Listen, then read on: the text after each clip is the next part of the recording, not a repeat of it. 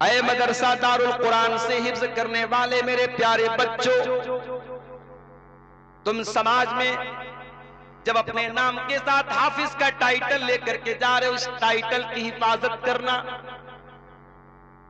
دنیا تمہاری حرکتوں کو دیکھنے کے بعد جسٹیفائی کرے گی، طے کرے گی کہ حافظ لوگ کیسے ہوتے ہیں۔ مارکیٹ سے تم گزرو گے، تمہارے سامنے بہت سارے غلط مناظر بھی آئیں گے، گندی چیزیں بھی تمہارے سامنے آفر کی جائیں گی، دیکھنے کو تمہیں اکسایا جائے گا، تمہیں آکرشت کیا جائے گا، لیکن تمہارے سینے میں اللہ کا قرآن ہے۔ اس قرآن کی قدر کرتے رہنا اور ان نامناسب چیزوں سے، ان گندی چیزوں سے، ان ولگر چیزوں سے ہمیشہ اپنے آپ کو بچا کے رکھنا اور اس قرآن کی حفاظت کرتے رہنا میرے بچوں۔ اس لیے کہ اللہ کے پیارے نبی کیا فرماتے ہیں؟ تعاہدوا ھذا القرآن، اس قرآن کو اچھی طریقے سے یاد رکھو۔ فَإِنَّهُ أَشَدُّ تَفَلُّتًا مِّنَ الْإِبِلِ فِي عُقُلِهَا، جس طریقے سے اونٹ کو اگر کسی کھونٹے میں باندھ دیا جائے تو اونٹ جس طریقے سے بھاگنے کی کوشش کرتا ہے، قرآن کریم بھی آپ کے سینے سے نکلنے کی کوشش کرے گا۔ اس قرآن کو باندھ کے رکھنا۔ پھر آدھا پارا یاد کر کے میں نے تراک میں پڑھایا، اس طریقے سے تقریباً 10.5-11 پارے رمضان کی برکت سے میں نے یاد کر لیے۔ لاک ڈاؤن کے پیریڈ میں میرے پیارے بھائیوں آدھا پارا روز بیٹھ کر کے یاد کرتا تھا، رات میں تراویح پڑھا دیتا تھا۔ یہ کوئی بڑائی کے طور پہ نہیں کہہ رہا ہوں، یہ قرآن کا کمال ہے، یہ قرآن کا اعجاز ہے۔ اللہ کہتا ہے وَلَقَدْ يَسَّرْنَا الْقُرْآنَ لِلذِّكْرِ فَهَلْ مِن مُدَّكِرٍ، وہ لوگوں ہم نے قرآن کو آسان بنایا ہے یاد کرنے کے لیے، کیا ہے کوئی قرآن کو یاد کرنے والا؟ حضرت عمر بن سلمہ کہتے ہیں میں 6 سال کا بچہ تھا اور قرآن کو پڑھ پڑھ کے سن کر کے میں نے یاد کیا۔ اس کے بعد جب مکہ فتح ہو گیا اور میرے قبیلے کے لوگ اللہ کے رسول کے پاس پہنچے اور اسلام قبول کر لیا تو اللہ کے نبی نے کہا کہ جاؤ تم اپنے گاؤں میں جا کر کے مسجد بناؤ اور نماز قائم کرو، اور جو تم میں قرآن سب سے زیادہ پڑھنے والا ہے اور قرآن سب سے زیادہ یاد جس کو ہے وہی تم کو نماز پڑھائے۔ جب میرے گاؤں کے لوگ آئے تو سب سے زیادہ قرآن مجھ کو یاد ہے، اور اسی لیے امام بخاری رحمۃ اللہ علیہ اس حدیث کو صحیح بخاری میں جب لائے ہیں تو چیپٹر کیا قائم کیا ہے؟ باب امامت الصبی، کہ اگر بچہ بھی قرآن کا حافظ ہے، قرآن اچھا پڑھ رہا ہے اور بچہ سمجھدار ہے، صحیح طریقے سے نماز پڑھ رہا ہے تو بچے کو بھی امام بنا سکتے ہیں، بچے کو امام بنانے میں کوئی حرج کی بات نہیں۔ حضرت عمر بن سلمہ کہتے کہ میرے گاؤں کے لوگوں نے دیکھا کہ سب سے زیادہ قرآن تو اس کو یاد ہے، کہا چل بھائی تو نماز پڑھ۔ اب یہ کہتے ہیں کہ میں بہت غریب فیملی سے تعلق رکھتا تھا، ایک ہی چادر تھی میرے پاس، ایک ہی چادر تھی، وہی لنگی بھی تھی اور وہی میرا کرتا بھی تھی، ایک ہی چادر میں پہنا کرتا تھا، ایک ہی چادر پہن کر کے میں نماز پڑھاتا تھا۔ میرے پیچھے مردوں کی سب لگتی تھی اور مردوں کے پیچھے عورتوں کی سب لگتی تھی۔ جب میں سجدے میں جاتا تھا تو کبھی کبھی پیچھے سے میری شرمگاہ دکھنے لگتی تھی، پیچھے سے میرا پاخانے کا راستہ دکھنے لگتا تھا۔ عورتوں نے آ کر کے شکایت کی کہ ارے کم سے کم اپنے امام کا کو کپڑا تو ڈھنگ کا دے دو، ان کی شرمگاہ پیچھے سے نظر آ جاتی ہے۔ تب لوگوں نے مجھے خرید کر کے ایک دوسری چادر دی اور مجھے زندگی میں کبھی اتنی خوشی نہیں ہوئی جتنی اس ایک چادر کے پانے کے بعد۔ یہ تھے صحابہ کرام جنہوں نے قرآن کو حاصل کرنے کے لیے اتنی محنت کی۔ اور میں آپ کو یہ بھی بتا دوں، کوئی پوچھ سکتا ہے بھائی قرآن کی ضرورت کیا ہے؟ ہمارے پاس اتنی نالج ہے، اتنی عقل ہے، ہمیں قرآن کی کیا ضرورت ہے؟ میں ایک بہت پوائنٹ کی بات آپ کو بتانے جا رہا ہوں۔ دیکھو نالج ہم حاصل کرتے ہیں 3 چیزوں سے۔ پہلی چیز، اللہ تعالیٰ نے ہماری باڈی میں 5 سینس رکھے، ہم کوئی چیز دیکھ کر کے پتہ لگا لیتے ہیں. جیسے میری آنکھیں دیکھ رہی، سامنے ٹیوب لائٹ لگی ہے، وائٹ روشنی ہے، ہماری آنکھوں سے پتہ لگتا ہے. یہ جھالر جو لگی ہے ریڈ کلر کی ہے، وائٹ کلر کی ہے. ہم آنکھوں سے کوئی چیز دیکھ کر کے علم حاصل کرتے ہیں. کان سے سن کر کے بھی ہم علم حاصل کرتے ہیں. میوزک بج رہا ہے، تقریر بج رہی ہے، قرآن کی تلاوت بج رہی ہے، خسر خسر ہو رہی، کیا ہو رہا ہے؟ کان سے سن کر کے ہمیں معلوم ہوتا ہے. اسی طریقے سے ہم سونگھ کر کے پتہ لگا لیتے ہیں خوشبو ہے کہ بدبو ہے، مہک آ رہی ہے، اچھی مہک ہے، بری مہک ہے، سونگھ کر کے پتہ لگ جاتا ہے. اسی طریقے سے ٹچ کر کے ہمیں پتہ لگ جاتا ہے یہ موبائل ہے، یہ سخت ہے کہ سافٹ ہے، یہ برف ہے ٹھنڈی ہے کہ گرم ہے، ہم چھو کر کے بتا دیتے ہیں. اسی طریقے سے میرے بھائیوں ہم زبان سے چکھ کر کے بتا دیتے ہیں کھٹی ہے کہ میٹھی ہے، کڑوی ہے کہ اچھی ہے، ہم زبان سے چکھ کر کے بتا دیتے ہیں. اللہ تعالیٰ نے ہماری باڈی میں 5 سینس رکھے ہیں. ہم دیکھ کر کے، سن کر کے، چکھ کر کے، ٹچ کر کے ہم پتہ لگا سکتے کہ کون سی چیز ہے. مگر کبھی کبھی ہمارے یہ 5 جو سینس ہیں یہ کبھی کبھی دھوکہ کھا جاتے ہیں. مثال کے طور پر آپ ٹرین میں بیٹھے ہوئے ہیں، ٹرین کی کھڑکی کے پاس آپ بیٹھے ہوئے، آپ کی آنکھوں کو ایسا لگ رہا ہے کہ ٹرین کے باہر جتنے پیڑ پودے ہیں، جتنے گھر اور مکانات ہیں، سب چل رہے ہیں، سب موو کر رہے ہیں، حرکت کر رہے ہیں. آنکھوں کو لگ رہا ہے ایسا، مگر ریئل میں ایسا نہیں ہے. ریئل میں کیا ٹرین چل رہی ہے، کوئی پیڑ نہیں چل رہا ہے، کوئی مکان نہیں چل رہا ہے، مگر آنکھوں کو ایسا لگ رہا ہے کہ مکان چل رہا ہے، پیڑ چل رہا ہے. تو آنکھیں دھوکہ کھاتی. آپ کو بخار ہے، فیور ہو گیا آپ کو، میں آپ کے پاس میٹھی چائے لے کے آیا، آپ نے پیا، کہا ارے یار عبد الغفار صاحب آپ نے بڑی پھیکی چائے پی. چائے تو میٹھی ہے مگر آپ کی زبان دھوکہ کھا گئی. کیوں؟ آپ کو فیور ہے، بخار ہے. پتہ یہ چلا کہ یہ 5 سینس جو ہماری باڈی میں ہے یہ کبھی کبھی دھوکہ کھا جاتے ہیں. اور جب یہ دھوکہ کھاتے ہیں تو کون سی چیز ہمیں بتاتی ہے کہ صحیح کیا ہے، غلط کیا ہے؟ ہماری عقل بتاتی، ہمارا برین بتاتا، ہمارا مائنڈ بتاتا.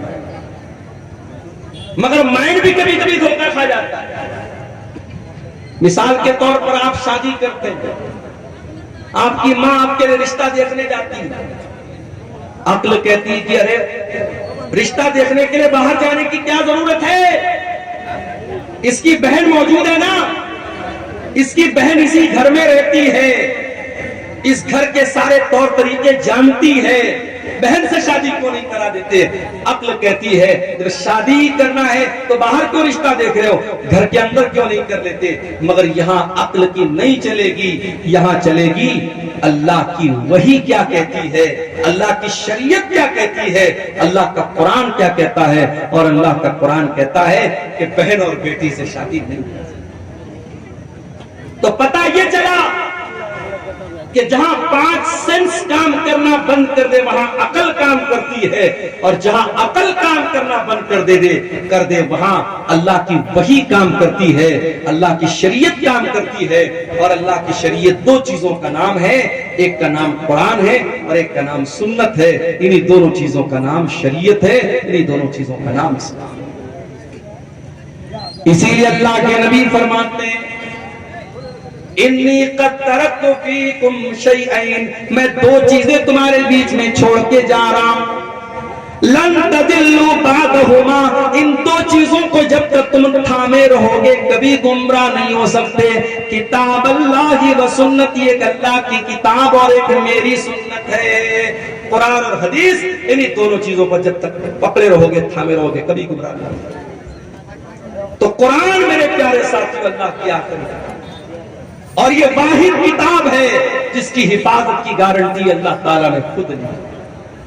تورات کی حفاظت کی گارنٹی ان کے علماء کو دی گئی، زبور کی حفاظت کی گارنٹی ان کے علماء کو دی گئی، انجیل کی حفاظت کی گارنٹی ان کے علماء کو دی گئی.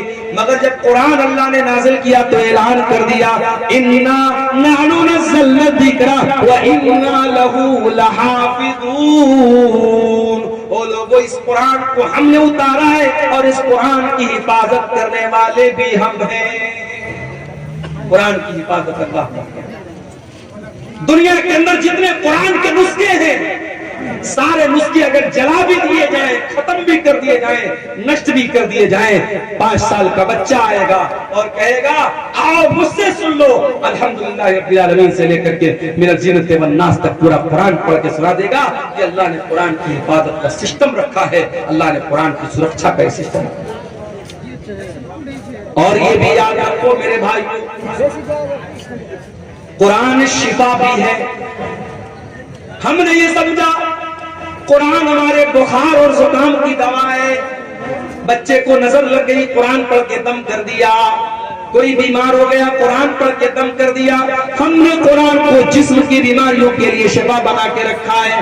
یقیناً قرآن فزیکل بیماریوں کے لیے بھی شفا ہے، مگر اس سے بڑھ کر کے قرآن روح کی بیماری کے لیے شفا ہے، قرآن اسپریچول بیماری کے لیے شفا ہے۔ روح کے اندر جو برائیاں ہیں، روح کے اندر جو بیماریاں ہیں، جیسے آپ کے روح کے اندر ایک بیماری ہوتی ہے اس کو لالچ کی بیماری کہتے ہیں، ایک بیماری ہوتی ہے اس کو حسد کی بیماری کہتے ہیں، ایک بیماری ہوتی ہے مال کی محبت، ایک بیماری ہوتی ہے دنیا کی محبت، پر قرآن ان تمام بیماریوں سے آپ کے دل کو شفا دیتا ہے۔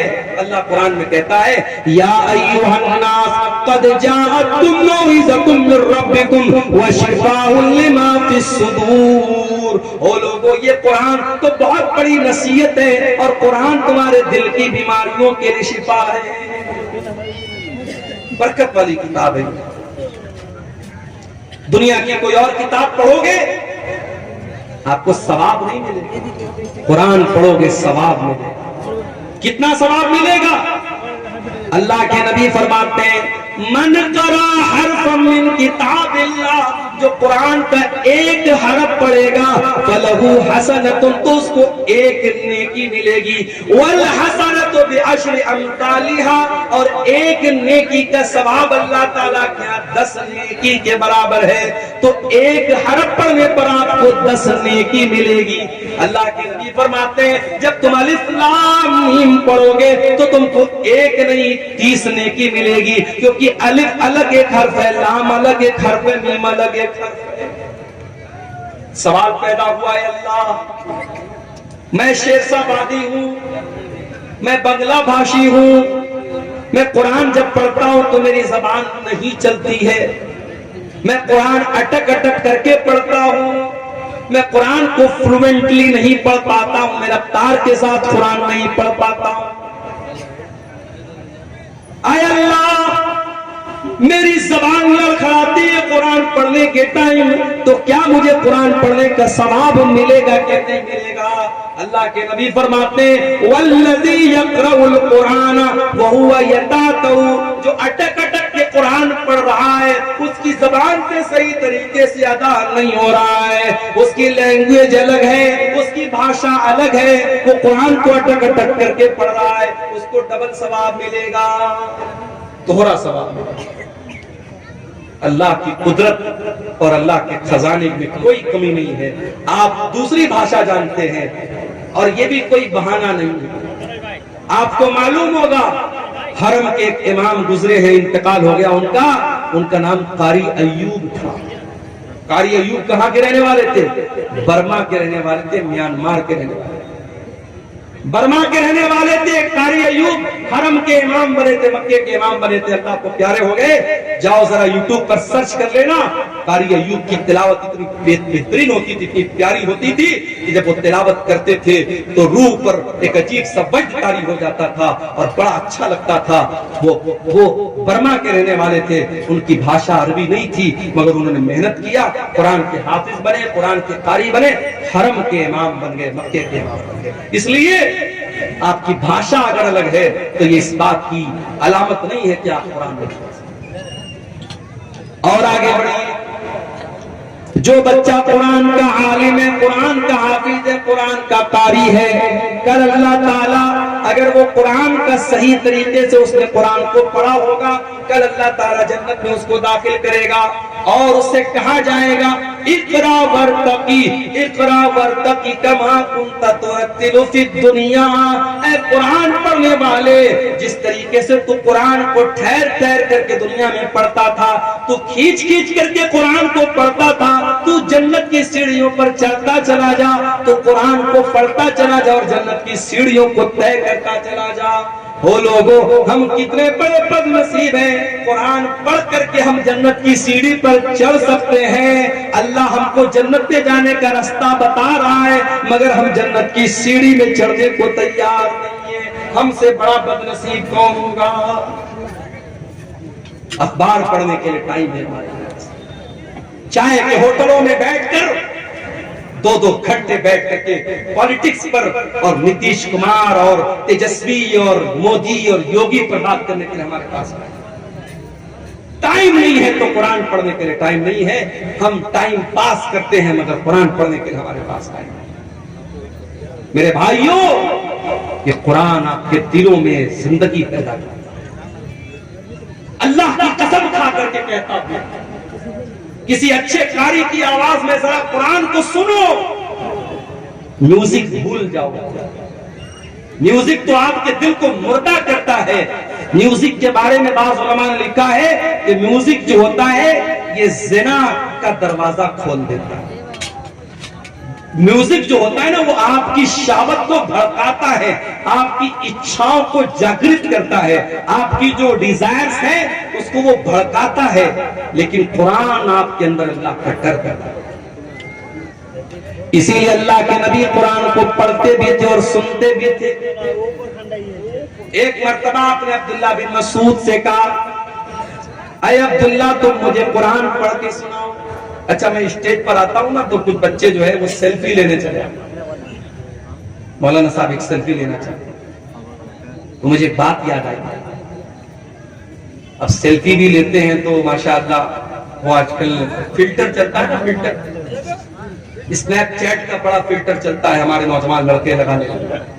ایک لڑکا میرے ساتھ سیلفی لے رہا تھا، کوئی فلٹر اس نے یوز کیا، ایسا لگ رہا تھا ہونٹوں پہ لپسٹک کی۔ میں نے کہا بھائی پہلے ہٹا اس کو، عجیب و غریب شکل آنے لگتی ہے۔ ایک صاحب نے میرا فوٹو مجھے کو بھیجا، بڑی بڑی داڑھی رکھی تھی، کہا مولانا آپ کے اوپر بڑی بڑی داڑھی بہت اچھی لگی تھی۔ میں نے کہا میرا یہ فوٹو آپ کو کہاں سے ملا؟ بولے میں نے ایڈٹ کیا ہے، فلٹر کیا۔ تو فلٹر کر کے آج کل بہت کچھ ہو رہا ہے۔ میں آپ سے کہتا ہوں کہ فوٹو کو فلٹر مت کرو، اپنے آپ کو فلٹر کرو۔ انسان دبلا ہوتا ہے، جم جاتا ہے کہ میری باڈی صحیح ہو جائے، لیکن اگر آپ کے اندر ایمان کی طاقت ہے تو آپ دبلے پتلے بھی ہیں تب بھی اللہ کے پیارے ہو سکتے۔ ضروری نہیں ہے کہ آپ باڈی بلڈر بنے تبھی اللہ کے پیارے بنیں گے۔ ہاں، گٹکھا کھا کر کے اپنے آپ کو دبلا مت کرو۔ جتنے گٹکھا کھانے والے لڑکے نا، وہ حضرت موسیٰ علیہ السلام کا واقعہ یاد ہے کہ نہیں؟ موسیٰ علیہ السلام نے ایک آدمی کو ایسا مکہ مارا، ایک مکہ مارا وہ مر گیا۔ موسیٰ علیہ السلام کے مکے میں اتنی طاقت تھی، ایک مکہ مارا مر گیا ہوا۔ اور آج کل ہمارا نوجوان گٹکھا کھا کھا کر کے اتنا کمزور ہو چکا ہے کہ وہ کسی کو مکہ مارے گا تو خود ہی گر جائے۔ تو گٹکھا کھا کر کے اپنے آپ کو برباد مت کرو۔ بعض لوگ کہتے ہیں صاحب گٹکا حرام نہیں ہے، تمباکو حرام نہیں ہے، بیڑی حرام نہیں ہے۔ کیوں حرام نہیں ہے؟ کہتے مکروہ ہے۔ تمباکو اور بیڑی اور سگریٹ اور گٹکھا کو جو لوگ مکروہ کہتے ہیں وہ دین کا مذاق اڑاتے ہیں، کیونکہ گٹکھا، تمباکو، بیڑی، سگریٹ، خینی، یہ تمام چیزیں آپ کے شریر کو برباد کر رہی ہیں، اور جو چیزیں آپ کے شریر کو برباد کرے وہ حرام ہے، وہ مکروہ نہیں ہے۔ مکروہ کس کو بولتے ہیں؟ ایک سوال ابھی میرے پاس، میری جیب میں پرچی رکھی ہوئی ہے۔ ایک صاحب نے سوال کیا، مولوی صاحب ذرا اس مسئلے کو بیان کر دیجئے گا کہ ایک آدمی جنگیہ پہن کر اور گمچھا رکھ کر کے سال کی سال نماز پڑھاتا ہے اور مسئلہ بیان کرتا ہے کہ نماز ہو جائے گی۔ دیکھو، نماز ہو جائے گی ایک الگ مسئلہ ہے، اور نماز اسی حالت میں پڑھنی چاہیے الگ مسئلہ ہے۔ نماز آپ جب پڑھیں تو بہترین لباس میں پڑھیں، جو لباس آپ عزت دار کا جو لباس ہے، جو آپ کہیں جاتے جو لباس پہن کے جاتے وہ لباس آپ پہن کر کے نماز پڑھیں۔ کسی کی شادی میں جانا ہو آپ جنگیا پہن کے اور گمچھا رکھ کر کے جائیں گے کیا؟ نہیں جائیں گے۔ پردھان جی اپنے گھر پہ آپ کو بلائیں گے، آپ بہترین سفید کرتا پائجامہ پہن کر، خوشبو لگا کر، تیل لگا کر کے سج سمر کے جائیں گے کیوں آپ جنگیا پہن کر اور گمچھا رکھ کر؟ نماز پڑھنے جا رہے ہو، اللہ کی عبادت کرنے جا رہے ہو اور گمچھا رکھ کر کے اور جنگیا پہن کر کے نماز پڑھ رہے ہو، یہ مناسب نہیں ہے میرے بھائی۔ مکروہ اس عمل کو کہتے ہیں جو مستحب کے خلاف ہو۔ مثال کے طور پر مسجد میں آپ جاتے ہیں، مستحب یہ ہے کہ پہلے داہنا پیر اندر ڈالیں اور پھر بایاں پیر اندر ڈالیں، اور مکروہ یہ ہے کہ آپ پہلے بایاں ڈالیں اور بعد ڈالیں، یہ مکروہ ہے۔ جو چیز حرام ہے، سگریٹ، بیڑی، تمباکو، یہ سب چیزیں حرام ہیں، یہ مکروہ نہیں ہے، معاف کیجیے۔ عبداللہ بن مسعود رضی اللہ تعالیٰ عنہ بہت دبلے پتلے تھے۔ ایک بار وہ پیڑ پہ چڑھ کر کے مسواک توڑ رہے تھے، اتنے دبلے پتلے تھے کہ ان کی پتلی پتلی ٹانگیں ہوا میں لہرا رہی تھی، اور صحابہ کرام دیکھ کر کے ہنس رہے تھے کہ دیکھو عبداللہ کی ٹانگیں کتنی پتلی پتلی ہیں۔ اللہ کے نبی نے پوچھا کیوں ہنس رہے ہو؟ کہا اے اللہ کے نبی ذرا دیکھیے عبداللہ کی ٹانگیں کتنی پتلی پتلی۔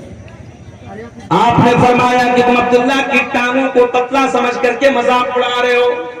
لَهُمَا أَثْقَلَانِ عَلَى الْمِيزَانِ مِنْ أُحُدٍ، اللہ کی قسم عبداللہ کی یہ پتلی پتلی ٹانگ قیامت کے دن ترازو کے اوپر احد پہاڑ سے زیادہ وزندار ہوگی۔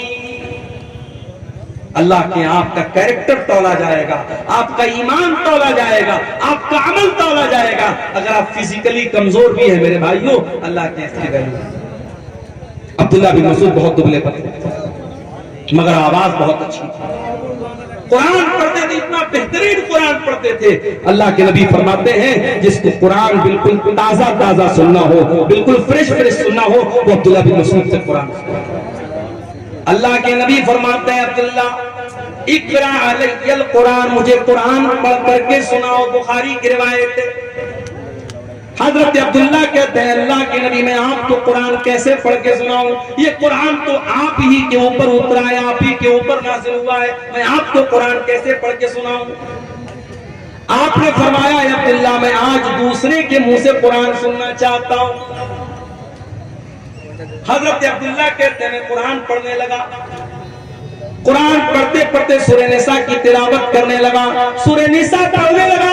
اللہ کے نبی غور سے سن رہے ہیں، میں قرآن پڑھتا چلا جا رہا ہوں۔ قرآن پڑھتے پڑھتے جب میں سورہ نساء کی اس آیت پر پہنچا، فَكَيْفَ إِذَا جِئْنَا مِنْ كُلِّ أُمَّةٍ بِشَهِيدٍ وَجِئْنَا بِكَ عَلَىٰ هَٰؤُلَاءِ شَهِيدًا۔ اے نبی اس وقت کو یاد کیجئے جب ہم تمام لوگوں پر آپ کو گواہ بنا کے لائیں گے، ہر امت میں اس کے نبی کو گواہ بنائیں گے، اور آپ کی امت کے اوپر آپ کو گواہ بنائیں گے۔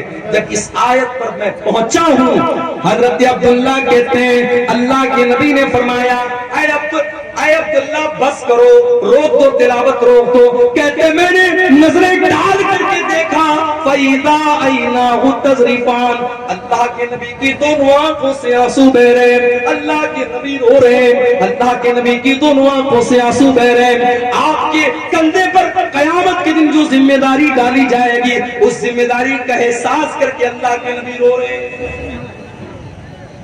نبی کو اپنی ذمہ داری کا احساس ہے، ہمیں اور آپ کو اپنی ذمہ داری کا کوئی احساس نہیں۔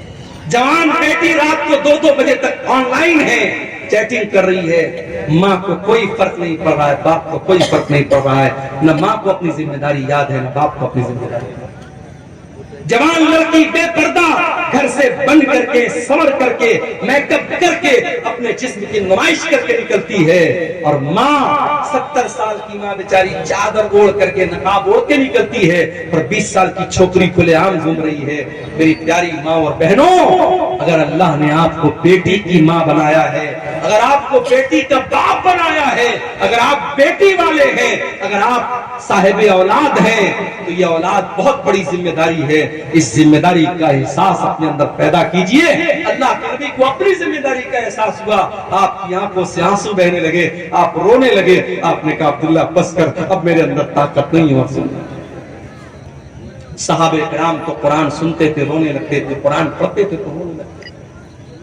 حضرت عائشہ کو دیکھو, حضرت عائشہ چاشت کی نماز پڑھ رہی ہیں.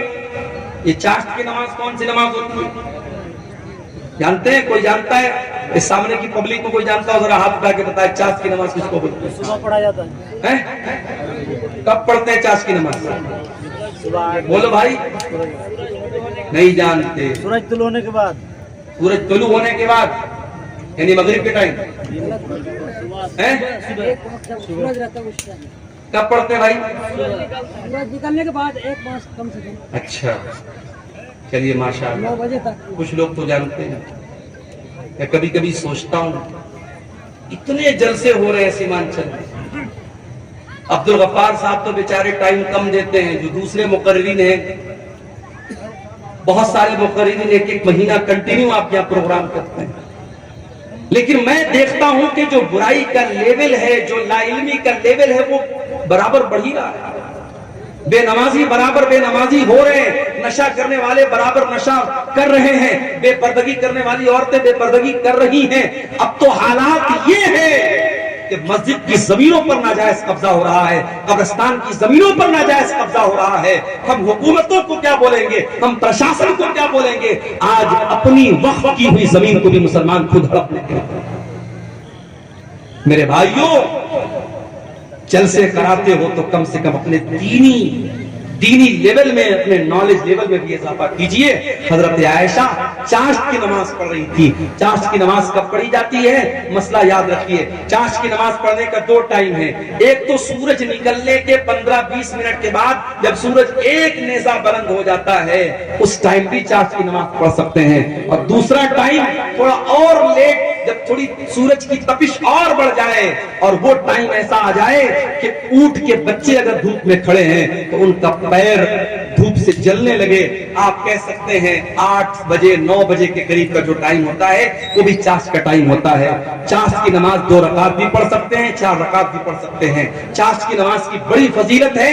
چاشت کی نماز اگر آپ پڑھیں گے 2 رکعت نماز تو اللہ کے نبی فرماتے ہیں کہ آپ کے بدن کے ہر جوڑ کی طرف سے صدقہ ہو جائے گا. آپ غریب ہیں, صدقہ نہیں کر سکتے, دان نہیں کر سکتے, 2 رکعت آپ چاشت کی نماز پڑھ لیجئے.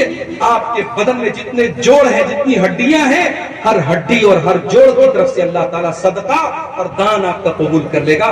یہ بڑی فضیلت ہے نماز کی. حضرت عائشہ یہ نماز پڑھ رہی ہیں. حضرت عائشہ یہ نماز پڑھ رہی ہیں.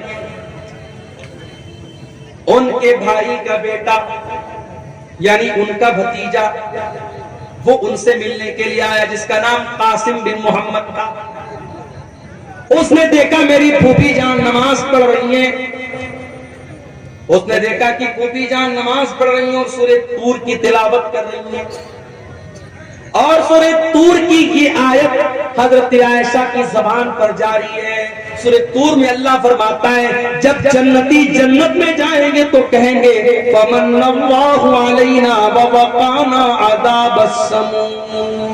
اللہ نے ہم جنتیوں پر بہت بڑا احسان کیا کہ اللہ نے ہم کو جہنم کی آگ سے بچا لیا. حضرت عائشہ اسی آیت کو پڑھ رہی ہیں اور روتی چلی جا رہی ہیں.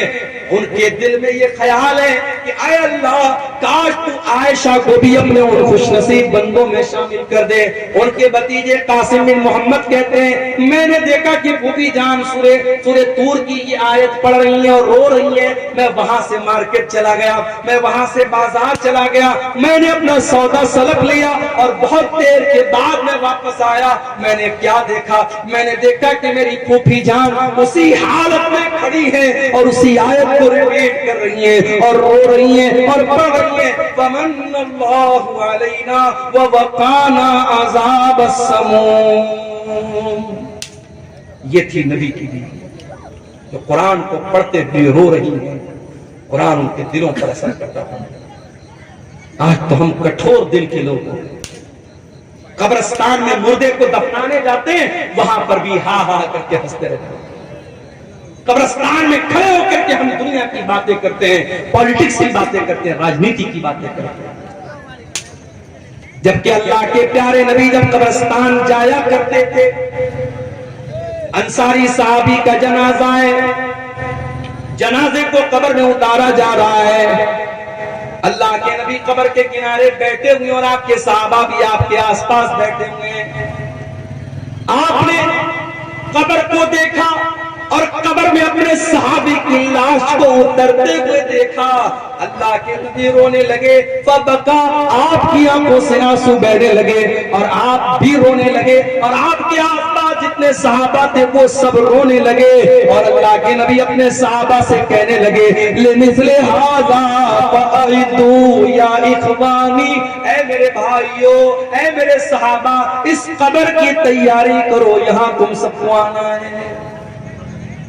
بنارس سے ایک مرتبہ میں ایک پروگرام میں جا رہا تھا، تقریباً 150-200 کلومیٹر دور ایک جگہ پڑتی ہے شاہ گنج، میں وہاں پروگرام میں جا رہا تھا۔ ہمارے ایک ساتھی تھے، کار چلا رہے تھے، راستے میں ایک جنگل آیا، اچانک ان کی ہیڈ لائٹ نے کام کرنا بند کر دیا، جنگل کے بیچ میں ہیڈ لائٹ نے کام کرنا بند کر دیا، خوب اندھیرا، جنگل کے بیچ میں کار کھڑی ہے، ہم کار کے اندر ہیں، اے سی چل رہی ہے، لیکن لائٹ بند ہو گئی، اندھیرا ہو گیا تو ہمارے دل اور دماغ میں ڈر کی ایک لہر دوڑ گئی۔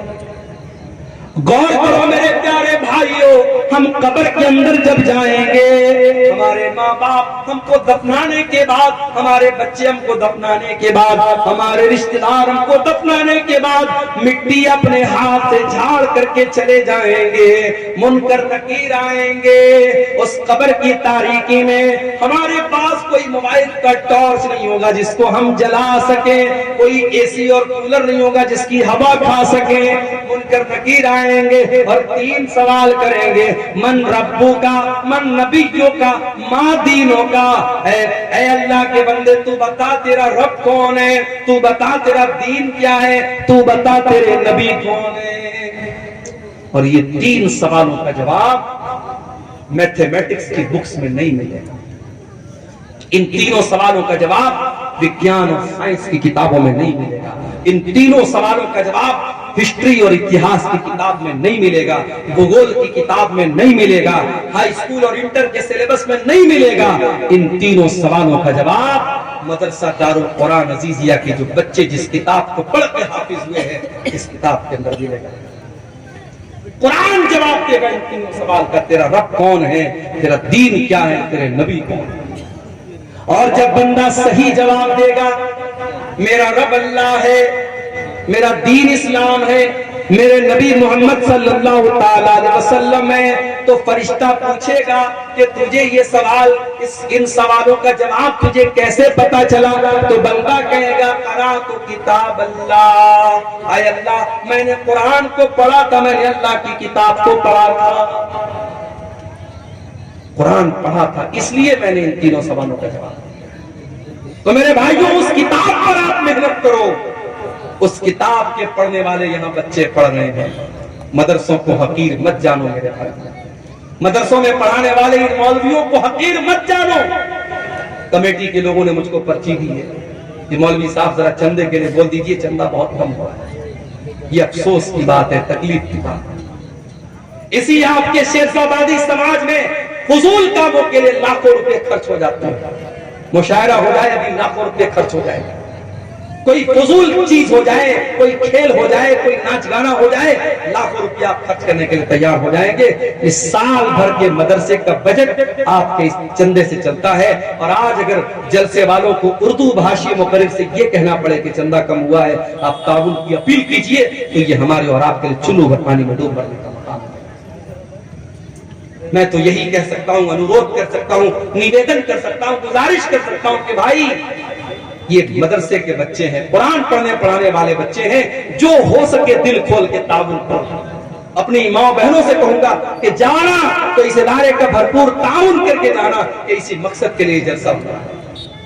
اور آپ کو ایک بات بتاؤں، میں میرے نبی کی ایک سنت آپ کو بتاتا ہوں۔ میرے نبی نے اپنی فیملی کی ضرورت کو قربان کر کے اپنے مدرسے کے اسٹوڈنٹ کی ضرورت کو پہلے پورا کیا۔ آپ کی سب سے چھوٹی بیٹی جس کا نام فاطمہ تھا، ان کو پتا لگا کہ میرے ابا کے پاس کچھ غلام آئے ہیں، کچھ نوکر آئے ہیں، کچھ لونڈیاں آئی ہیں، تو وہ اللہ کے نبی کے پاس آئی کہ کوئی ایک نوکر مجھ کو مل جائے, کوئی ایک نوکرانی مجھ کو مل جائے, میرے گھر کا کچھ کام آسان ہو جائے. حضرت فاطمہ کی ملاقات اللہ کے رسول سے نہیں ہوئی. حضرت فاطمہ نے اللہ کے نبی کو پیغام اپنا پہنچا دیا حضرت عائشہ کے ذریعے کہ میرے ابا ہیں تو بتا دینا کہ آپ کی بیٹی آئی تھی اور غلام آئے ہیں, ایک غلام آپ کی بیٹی کو مل جائے یا ایک لونڈی آپ کی بیٹی کو مل جائے تو بیٹی کا کام آسان ہے. اللہ کے نبی شام کو آتے آپ کو معلوم ہوتا ہے کہ آپ کی بیٹی غلام کے لیے آئی تھی, نوکر کے لیے آئی تھی. بخاری کے الفاظ, اللہ کے نبی شام کو اپنی بیٹی کے گھر پہنچتے ہیں. حضرت علی کہتے ہیں ہم دونوں میاں بیوی بستر پر بیٹھے ہوئے تھے, اللہ کے نبی آتے ہیں, دروازہ کھٹکھٹاتے ہیں, اندر آتے ہیں اور بستر پہ آ کر کے اپنی بیٹی اور داماد کے بغل میں بیٹھ جاتے ہیں اور اللہ کے نبی اپنی بیٹی سے کہتے ہیں اے میری بچی, مجھے پتا چلا کہ تو غلام لینے کے لیے میرے پاس آئی تھی, تو لونڈی لینے کے لیے میرے پاس آئی تھی. اے میری بچی, ابھی تو میرے مدرسے کے جو طلباء ہیں, جو اصحاب صفہ ہیں, جو دین حاصل کرنے کے لیے جو میرے غریب صحابہ مسجد میں رہتے ہیں, اے میری بچی ان کے کھانے کا انتظام نہیں ہے, ان کے جینے کا انتظام نہیں ہے. اے میری بچی, ان غلاموں کو بیچ کر کے پہلے میں ان کا انتظام کروں گا, اس کے بعد میں دیکھوں گا میری بیٹی کو کیا ضرورت ہے. اللہ نبی کی سنت کو بھی آج زندہ کرنے کی ضرورت ہے میرے بھائیوں. اللہ کے نبی نے پہلے اپنی بیٹی کی ضرورت کو پورا نہیں کیا, پہلے اپنے مدرسے کے بچوں کی ضرورت کو. حقیر نہ جانو مدرسے کے بچوں کو. اللہ کے نبی فرماتے خیرکم من تعلم القرآن وعلمہ, تم میں سب سے بہترین انسان وہ ہے جو قرآن کو سیکھتا ہے, جو قرآن کو سکھاتا ہے, جو قرآن کا ٹیچر ہے, جو قرآن کا اسٹوڈنٹ ہے. اس سے بہترین کوئی انسان نہیں ہے. آپ کی نظر میں سائنس پڑھانے والے کی سیلری کتنی ہونی چاہیے؟ 20 بتا. آپ کی نظر میں گणت پڑھانے والے ٹیچر کی سیلری کتنی ہونی چاہیے؟ 15,000. اور قرآن پڑھانے والے ٹیچر کی 10,000, 8,000, 6,000. ابھی بنگال میں ہمارا ایک دوست رہتا ہے, ایک مدرسے میں پڑھاتا ہے. بنگال میں ممتا بنرجی جو ہے وہاں امام کو بھی کچھ سیلری دیتی ہے, بیچارہ اپنے محلے کی مسجد میں امامت بھی کراتا ہے, مدرسے میں بھی پڑھاتا ہے. پرائیویٹ مدرسے کے جو ناظم ہوتے ہیں, جو کمیٹی ہوتی ہے, جو سیکریٹری ہوتی ہے, وہ اپنے آپ کو مودی اور یوگی سے بھی بڑا ڈکٹیٹر سمجھتے ہیں. اس مدرسے کی کمیٹی کے لوگوں نے کیا کہا کہ مولوی صاحب آپ ہمارے مدرسے میں پڑھا رہے ہیں تو 24 گھنٹے آپ کو ڈیوٹی کرنا پڑے گا. کیا مطلب؟ کہا 2 بجے تک آپ کو بچوں کو پڑھانا ہے, پھر شام کو ہاسٹل کی نگرانی بھی آپ کو کرنا ہے, رات بھی یہی گزارنا ہے. ہم آپ کو 12,000 سیلری دیتے ہیں, آپ سے سارا کام. ہمارے دوست نے کہا کہ بھائی مجھے بخش دو, میں امام بھی ہوں اپنے محلے کی مسجد کا, میں ڈیلی آتا جاتا ہوں, میرا خیال کرو, میں رمضان میں اتنی محنت سے چندہ لاتا ہوں, میرا خیال کرو. کہ نہیں, کوئی خیال نہیں کرتا. ڈکٹیٹرشپ چل رہی ہے مدرسوں کی مینجمنٹ کے اندر, اور ان پرائیویٹ پڑھانے والے غریب اساتذہ اور معلمین پر بڑا ظلم بھی ہوتا ہے. میرے اللہ کے واسطے ایسا نہ کرو, کسی کی مجبوری کا فائدہ نہ اٹھاؤ, کسی کو حد سے زیادہ دکھ نہ دو. کہ قرآن پڑھنے پڑھانے والے ان کا مقام بہت اونچا ہے, ان کی قدر کرو, ان کی عزت کرو, ان کو اچھی تنخواہیں دو. اور میں نے ایک بات اور کہی تھی, آپ کے اسی سیمانچل کے علاقے میں پروگرام ہوا تو میں نے کہا تھا کہ آج مسجدوں کے امام کے رہنے کی جگہ نہیں. ہمارے اسحاق بھائی آئے ہیں, کھیڑیا ہاٹ میں ان کا مسجد کے امام ہیں, ان کے کمرے میں جاتا ہوں, چھوٹا سا کمرہ ہے, شادی ہو چکی ہے, فیملی کو لے کر ہی رہتے. کتنی مسجدیں ہیں کہ امام کو رہنے کے لیے جو کمرہ ملتا ہے وہ کمرہ اتنا چھوٹا ہوتا ہے کہ امام صاحب بیچارے پورا پیر پھیلا دے تو کمرہ پورا پر ہو جائے. امام صاحب کے بیوی بچے کہاں رہے؟ نہیں صاحب, امام صاحب بیچارے اللہ کے نیک بندے ہیں, ان کے بیوی بچے آرام سے اپنے گھر میں رہیں. آپ پسند کریں گے کہ آپ زندہ ہیں اور آپ کے بچے یتیم ہو جائیں, آپ زندہ ہیں اور آپ کی بیوی بیوہ ہو جائیں؟ اور مجھے کہنے دیجئے کہ آج بہت سارے مدرسوں سے جو کانڈ ہوتے ہیں، جو واقعات ہوتے ہیں بدفعلی کے اور حرام کاموں کے، اس کی بہت بڑی وجہ یہ ہے کہ آج بہت سارے مدرسوں کے ٹیچروں کو فیملی سے دور رکھا جاتا ہے۔ میرا بس چلے تو ہر مدرسے میں یہ قانون لگا دوں کہ جتنے بھی ٹیچر رہیں گے فیملی کے ساتھ رہیں گے، بیوی بچوں کے ساتھ رہیں گے، ان کے بیوی بچوں کے ساتھ ان کا انتظام کیا جائے، ورنہ ان مدرسوں کو بند کر دیا جائے۔ 6 مہینہ انسان شادی شدہ ہے، بیوی بچے والا ہے، بیوی سے دور رہے گا، شیطان طرح طرح کے خیالات ڈال سکتا ہے، شیطان غلط راستے پر ڈال سکتا ہے۔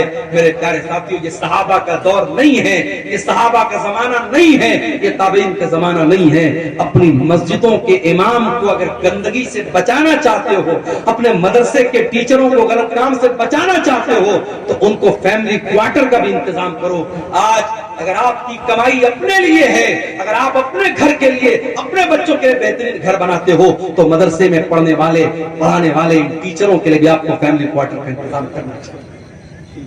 آج افسوس ہوتا ہے مجھے، میرے اتنے بڑے بڑے جلسے ہوتے ہیں سیمانچل، اتنے بڑے بڑے ٹینٹ لگائے جاتے ہیں، دور دور تک لاؤڈ اسپیکر کی آواز جا رہی ہے، لائٹنگ کی گئی ہے، کئی لاکھ روپے ایک جلسے پر خرچ ہوتے ہیں، اور علاقہ اتنا کمزور ہوتا ہے کہ راستے میں چل کے آؤ تو راستہ پورا خراب ہے، کہیں چلنے کے لائق نہیں ہے۔ اس کے باوجود اتنے خرچے کر کے مدرسے کا جلسہ ہوتا ہے، لیکن جب آخر میں حساب ہوتا ہے، مولوی صاحب چندہ بہت کم ہوا ہے، یہ رونا عام طور سے رویا جاتا ہے۔ ایسا کیوں ہو رہا ہے میرے بھائیوں؟ اس پر ہمیں اور آپ کو غور کرنے کی ضرورت ہے۔ اگر ان جلسوں کے چندے سے مدرسے نہیں چل پا رہے ہیں تو پھر کوئی دوسرا سسٹم نکالو، آپ جلسہ مت کراؤ۔ آپ سال میں پورے سیمانچل میں اگر 100 جلسے ہوتے ہیں، 100 نہ ہو 10 جلسے ہوں، 10 جلسے ہوں، اور 10 جلسے جو ہوں تبلیغی جلسے ہوں، دین پھیلانے کے لیے ہوں، کوئی میلہ ٹھیلا نہ لگے، کوئی لڑکیوں کا بازار میں ان کی بھیڑ نہ لگے، کوئی بے پردگی نہ ہو، قاعدے سے شریعت اور قاعدے اور قانون کے حساب سے پروگرام ہو، اور مدرسے کا چندہ آپ پرائیویٹ طور پر، انڈیویجول طور پر آپ دیں تو انشاءاللہ بہت حالات کی اصلاح ہو سکتی ہے۔ مگر مسئلہ وہی ہے، ہم سے جب کوئی پوچھتا ہے سیمانچل کا کیا حال ہے، زبان پر وہی لائن آتی ہے، وہی ہے چال بے ڈنگی جو پہلے تھی وہ اب بھی، وہی ہے چال بے ڈنگی جو پہلے تھی وہ اب بھی ہے۔ دنیا کہاں سے کہاں پہنچ گئی، سیمانچل کا علاقہ آج وہیں کا وہیں ہے۔ جہالت ویسی ہی ہے، غربت ویسی ہی ہے، دین سے دوری ویسی ہی ہے، بے پردگی دن بدن بڑھ رہی ہے، نوجوانوں میں شراب اور نشے کا رجحان بڑھ رہا ہے۔ میرے پیارے ساتھیوں، آؤ قرآن پر میں نے پوری تقریر قرآن پر کی ہے۔ ایک بڑی خاص بات اور آخری بات بیان کر کے بات ختم کروں گا کہ قرآن پر عمل بھی ہمیں اور آپ کو کرنا ہے۔ صرف قرآن کو پڑھنا کمال نہیں ہے، قرآن کو سننا کمال نہیں ہے، قرآن پر عمل بھی ہمیں اور آپ کو کرنا ہے۔ حضرت عمر فاروق کے پاس ایک آدمی آیا، اس نے حضرت عمر سے کہا، اے عمر تم ہمارے ساتھ ناانصافی کرتے ہو، اے عمر تم ہمارے ساتھ ناانصافی کرتے ہو، ہمیں پیسہ نہیں دیتے ہو، ہمیں تحفہ نہیں دیتے ہو۔ حضرت عمر بڑے غصے والے آدمی تھے، حضرت عمر کو غصہ آ گیا، ان کا ہاتھ ان کی تلوار کی طرف جانے لگا۔ ان کے دربار میں ایک آدمی تو اس نے کہا کہ اے عمر ابن خطاب، کیا آپ نے اللہ کا کلام نہیں پڑھا ہے؟ کیا آپ نے رب کا قرآن نہیں پڑھا ہے؟ اللہ قرآن میں کہتا ہے خذ العفو وامر بالعرف واعرض عن الجاہلین۔ اللہ قرآن میں کہہ رہا ہے کہ اے میرے بندو معاف کر دیا کرو اور نیکی کا حکم دیا کرو اور جاہلوں سے منہ نہ لگا کرو، جاہلوں کو نظر انداز کیا کرو۔ اے عمر یہ انسان جاہل ہے، اس کے منہ نہ لگیے، اس کو نظر انداز کر دیجئے۔ جب قرآن کی آیت پڑھی گئی حضرت عمر سرنڈر ہو گئے، حضرت عمر فوراً ٹھنڈے پڑ گئے، اور حدیث کے الفاظ ہیں، بخاری کی روایت ہے وَقَانَ وَقَافًا عِنْدَ كِتَابِ اللَّهِ۔ حضرت عمر کی عادت تھی، اگر قرآن پڑھا جاتا تھا اور قرآن کا کوئی حکم پیش کیا جاتا تھا، حضرت عمر فوراً سرنڈر ہو جاتے تھے اور مان لیتے تھے۔ میرے عزیزوں، قرآن کی روشنی میں اپنی اصلاح کرو۔ قرآن کہتا ہے نماز قائم کرو، مسجدیں آج ویران ہیں، قرآن کہتا ہے زنا کے قریب مت جاؤ، اور آج زنا کے اڈے مسلمانوں سے آباد ہے۔ قرآن کہتا ہے وَلَا يُبْدِينَ زِينَتَهُنَّ، اور اپنے بے پردگی نہ کریں، اور آج ہماری اور آپ کی عورتیں بے پردگی کر رہی ہیں۔ قرآن کہتا ہے نشے کے قریب مت جاؤ، اور آج ہمارا نوجوان نشہ کر رہا ہے۔ قرآن کہتا ہے نماز اپنے ٹائم پر پڑھو، ہمارا نوجوان آج نماز سے دور ہے۔ قرآن کہتا ہے لوگوں سے بہترین اخلاق سے پیش آؤ، ہمارا نوجوان آج جو ہے وہ اخلاق